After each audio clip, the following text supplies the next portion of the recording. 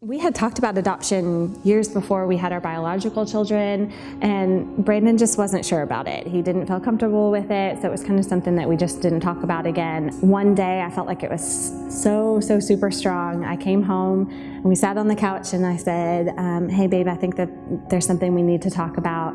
And he looked right at me and said, yeah, you're right, we're supposed to adopt, without ever hearing what I needed, what I was gonna say or anything. The first time it was more like, something that we considered because we wanted to have a family, it was kind of, to me, it was kind of more for us, but when we cycled back around to it, it was adoption more because we felt like it's something God wanted us to do. Mm-hmm. I always told myself growing up, if I was honored by getting pregnant, I wanted to do it the right way. The dream, I wanted to be married and be stable, and I wanted to know that if I was going to bring a child into this world, he was going to have the best. It took several months for me to come to the conclusion that I wanted to do adoption. My life wasn't in a good place. It wasn't going to be an ideal situation for a baby, and I made the decision to go with an adoption because I wanted to provide the best for my child, no matter what that was going to look like. As long as he was safe, he was taken care of, and he was loved, that's what mattered to me the most. We got the phone call 3 weeks after our home study was done, which was quick. Shocking. It was quick. Shocking, but it was perfect. I didn't realize how real it was going to get until the agency gave me the profiles. I remember being scared because they had 3 kids and I didn't know, are they ready for a 4th? Are they ready for another boy? They already have 2 boys. He's gonna be the youngest. And I met with them a week later and it was just so great. Terrifying. We were driving here. It was very nerve-wracking. We were really nervous. We were talking like we had been friends for years. We connected right off the bat on so many different things. The birth father, Andrew, meeting him was a wonderful experience.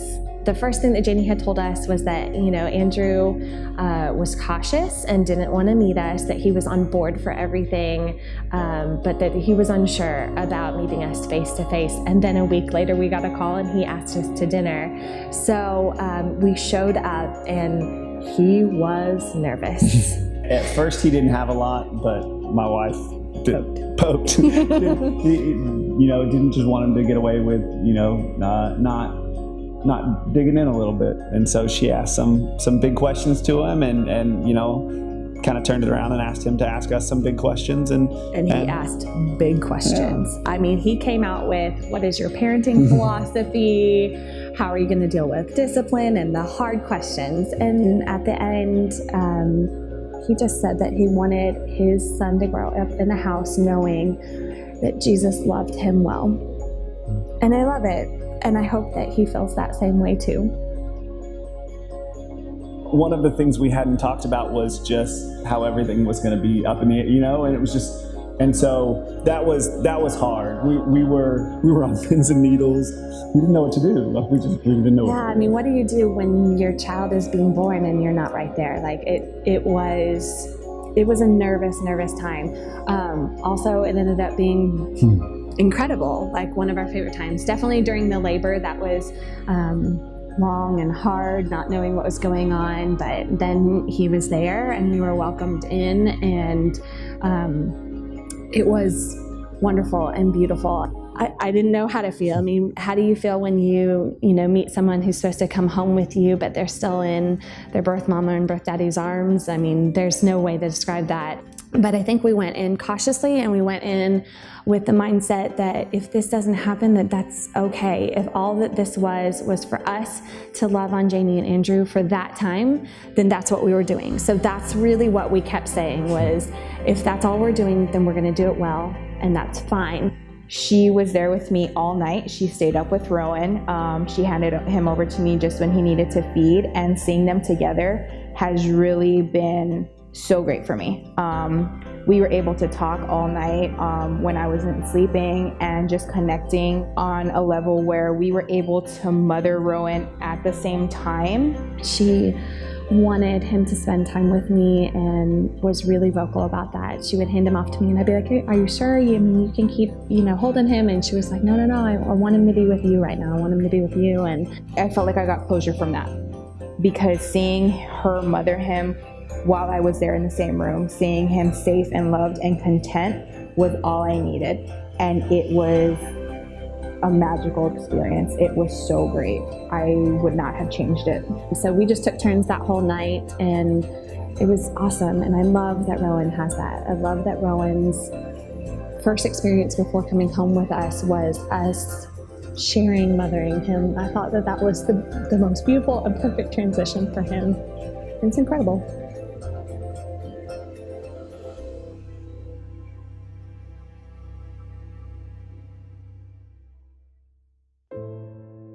Driving away from the hospital after handing over my son was the hardest thing I feel like I've ever had to do.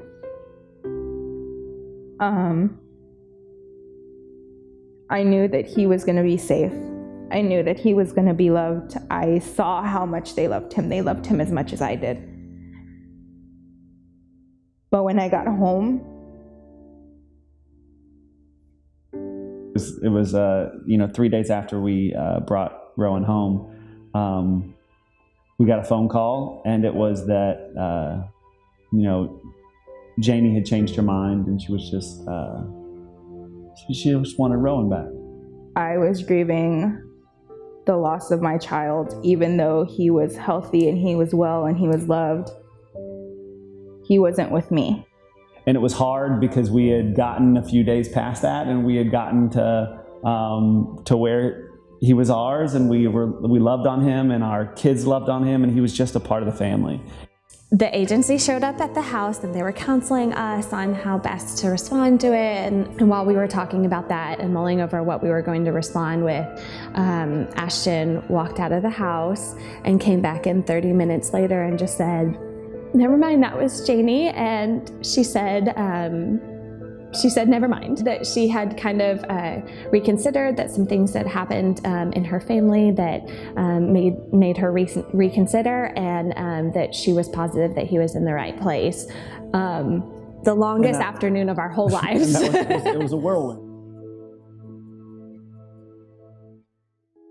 Some days are better than others. I feel like there are way less bad days than there are good days now. I feel happy more often than not, and I feel like I haven't had a truly sad day in a long time. It's more just every now and then when I look at his pictures, I long to be there for him, and I long to just experience him day to day. But I get through it just knowing that he's where he's supposed to be.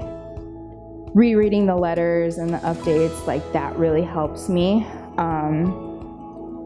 And it's just telling myself that it's gonna be okay, that he's loved and he's safe, is what really, really gets me through any of the really tough days, knowing that Alan loves him as much as I love him. Jani writes some of the most beautiful things. She really does. She writes some of the most beautiful things about being happy for Rowan and him being a part of our family, and being happy that she gets to be, a birth mom, that she made the choice that she did. And it's been wonderful to hear. She has written some things that have brought us to tears so many times. She sent us poems and just continues to give us updates about her feelings and letting us know. If she's struggling, she lets us know. If she's happy, she lets us know. It's been amazing. I can't imagine doing this with anybody but Jani. She's an amazing mom and an amazing woman. We're really thankful for her. Group has helped a lot. Getting to meet other girls in person has been really great. Being able to connect with other moms, the comfort that has been there is like none other. And that's really been something that's helped me cope, because I know that I have somebody to turn to if the days get really, really bad for me.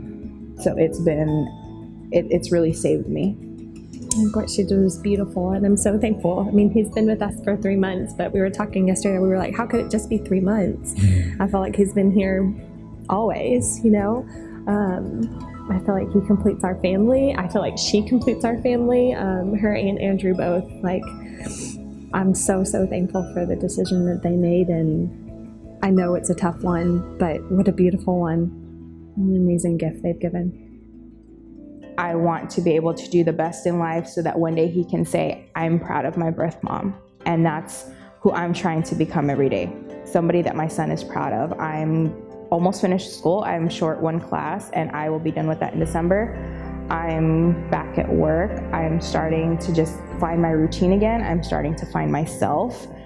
And every day gets a little bit easier. Every day gets a little bit better. And I know that without Brennan and Alan, a lot of this probably wouldn't have been possible.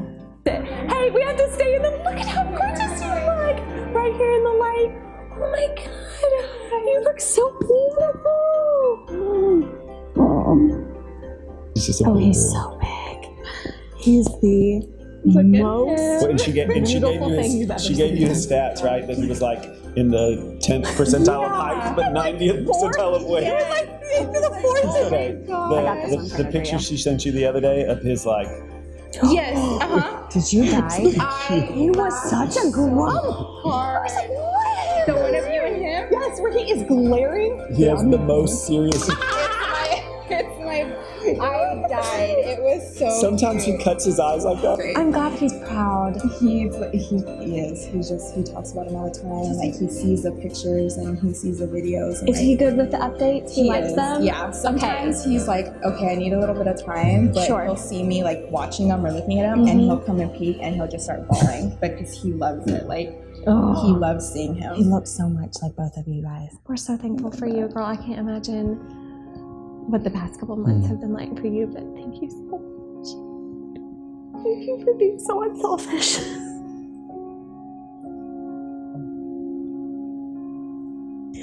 He is the luckiest boy to have you and Andrew. We're so thankful. Girl, he's gonna love you. I'm so thankful to New Life. Y'all have done a phenomenal job. You have answered all of my questions, which of course I have a whole lot. When New Life came into my life, I was in a really dark place. It was just a place where I felt alone. I felt scared, and I didn't know up from down. When New Life came, I feel like they saved me. They saved Rowan, and they have really been a huge part in me becoming who I am today.